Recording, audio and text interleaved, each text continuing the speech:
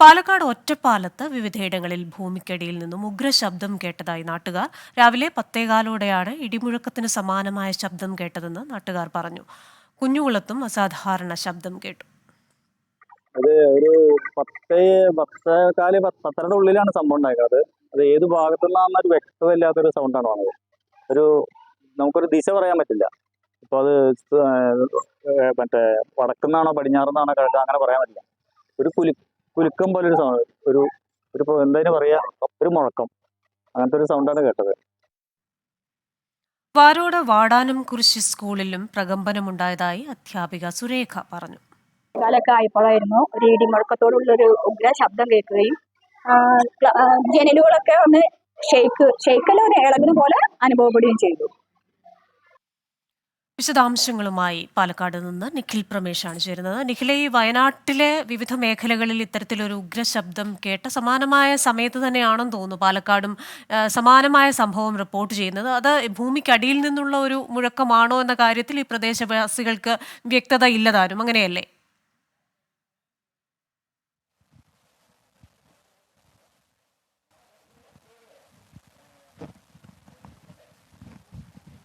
തീർച്ചയായിട്ടും കൃഷ്ണ, ഇന്നിപ്പോൾ ആദ്യം അലനല്ലൂരിൽ നിന്നാണ്, കുഞ്ഞുകുളത്ത് നിന്നാണ് ഇത്തരത്തിലുള്ളൊരു വിവരം ആദ്യം പുറത്തു വരുന്നത്. അവിടെ ഒരു വീട്ടിൽ ഈ ജനൽ പകുതി മുറിഞ്ഞൊരു വീടുണ്ടായിരുന്നു. അവിടെ ഈ ജനൽ അകാരണമായി ഇളകുന്നത് അദ്ദേഹത്തിൻ്റെ ശ്രദ്ധയിൽപ്പെടുകയും പിന്നീട് വയനാട്ടിലെ വാർത്തകളൊക്കെ പുറത്തു വന്നതിന് പിന്നാലെ അദ്ദേഹം അധികൃതരെ ഈ വിവരം അറിയിക്കുകയുമായിരുന്നു.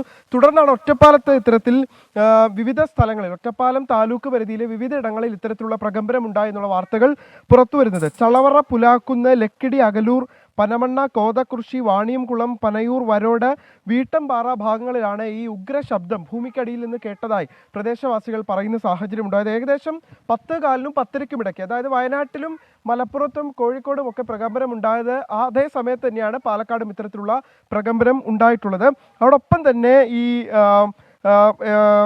വരോട് വാടാനം കുറിശി സ്കൂളിലും പ്രകമ്പനം ഉണ്ടായതായി അവിടുത്തെ അധ്യാപകർ തന്നെ പറയുന്ന സാഹചര്യം ഉണ്ടായി. അവരുടെ ബൈറ്റാണ് നമ്മൾ കേട്ടത്. അതോടൊപ്പം തന്നെ ഈ ചെർപ്പളശ്ശേരി കാറൽ മണ്ണയിലും ഇത്തരത്തിലുള്ള പ്രകമ്പനം ഉണ്ടായതായി വിവിധ ഇടങ്ങളിൽ നിന്ന് ആളുകൾ വിളിക്കുന്നുണ്ട്. ആ ഭാഗങ്ങളിലൊക്കെ നേരിയ തോതിൽ, അതായത് സെക്കൻഡുകൾ മാത്രം നീണ്ടു നിൽക്കുന്ന പ്രകമ്പനം ഉണ്ടായതായാണ് പ്രദേശവാസികൾ പറയുന്നത്. ഇക്കാര്യങ്ങൾക്കൊന്നും തന്നെ പക്ഷേ ഔദ്യോഗികമായിട്ടുള്ള സ്ഥിരീകരണം ഉണ്ടായിട്ടില്ല എന്നുള്ളതാണ്.